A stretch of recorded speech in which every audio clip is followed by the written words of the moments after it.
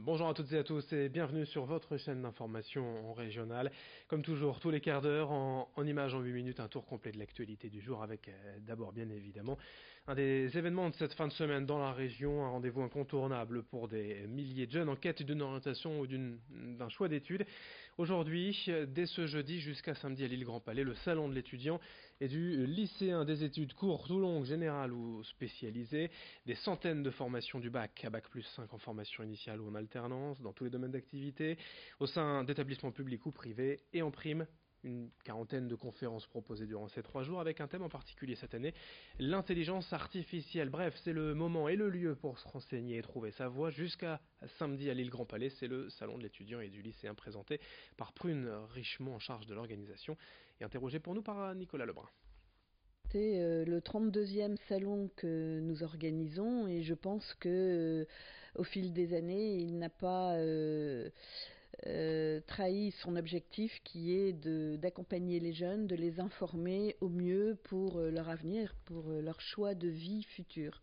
On a quand même entre 60 et 70 000 visiteurs chaque année. On a un atelier Parcoursup, puisque Parcoursup a eu quelques aménagements, donc les jeunes pourront avoir les informations sur l'atelier Parcoursup, mais nous avons une conférence dédiée là-dessus le samedi à 14h, où les parents sont souvent très mobilisés pour assister à cette conférence. On est sur des flux croissants de jeunes, donc on a toujours autant de fréquentation, je peux vous le dire, puisqu'on a nos réservations. Le salon est gratuit pour tous les groupes inscrits en amont.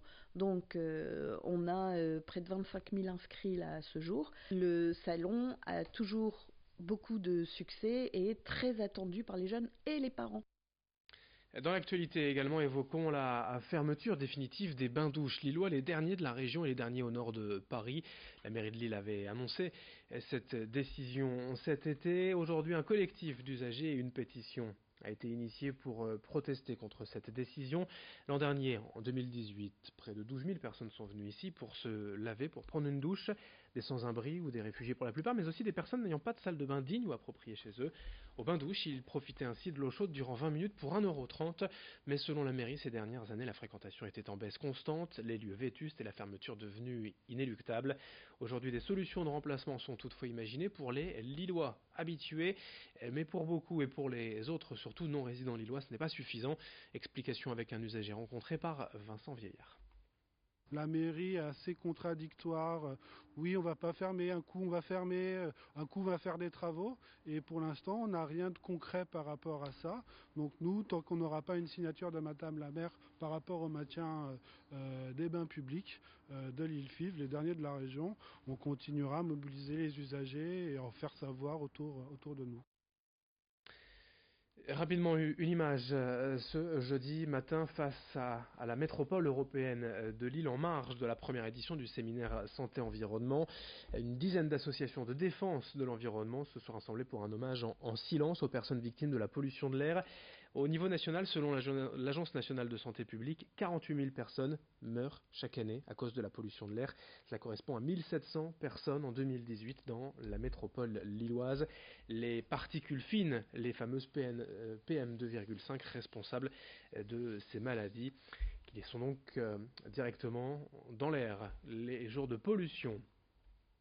Cette semaine, à Lille avaient lieu les premières rencontres de la prévention des fractures dans les Hauts-de-France, un rendez-vous pour les professionnels de santé de la région afin de mieux connaître et prévenir les fractures sévères et la fragilité osseuse. En 2014, dans les Hauts-de-France, 7750 patients ont été hospitalisés pour des fractures sévères et 10% d'entre eux ont dû à nouveau être opérés dans les 2 ans pour une nouvelle fracture. Chaque année, seuls 11,7% des patients reçoivent un traitement spécifique de l'ostéoporose. La prise en charge et la connaissance du sujet doivent éviter les erreurs de diagnostic et donc la récidive. Ainsi, le plan Masse Santé 2022 prévoit des parcours de soins types dans le domaine de l'ostéoporose. Explication au micro d'Idil Gunaï. Ça veut dire tout d'abord un dépistage pour les personnes qui sont à risque avec un examen qui est remboursé par l'assurance maladie depuis 2006, qui s'appelle l'ostéodensitométrie, pris en charge sous certaines conditions quand le patient est à risque, et puis une fois qu'on a détecté un risque, un traitement adapté, une prise en charge adaptée, avec un traitement médicamenteux, mais aussi une prise en charge qui permet d'éviter ces fractures ou cette refracture.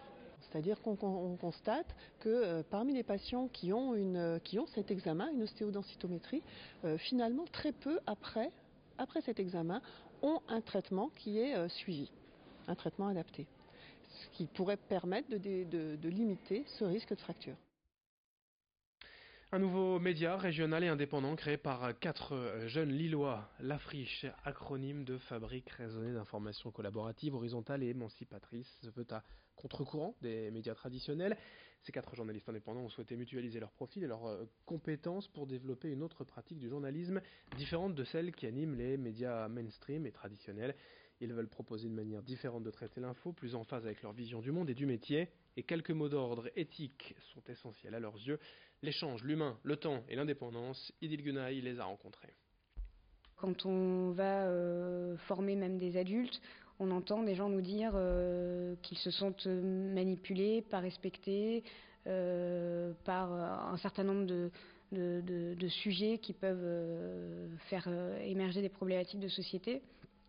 Et donc nous, ce qu'on essaye de faire, c'est d'abord déjà recréer du lien, en montrant qu'il y a d'autres formes de journalisme qui existent, que l'actualité chaude en continu fait partie du traitement médiatique, mais qu'il n'y a pas que ça, qu'on peut traiter autrement les sujets. Et du coup, ça répond à la fois au public et aussi à notre propre milieu, parce que nous, ça nous met aussi en permanence dans une critique de notre travail sur comment on choisit telle ou telle manière de raconter une histoire. Fin de cette édition, merci à vous de l'avoir suivi, merci de votre fidélité. D'autres informations, d'autres images à suivre dans nos prochaines éditions. Merci d'être avec nous.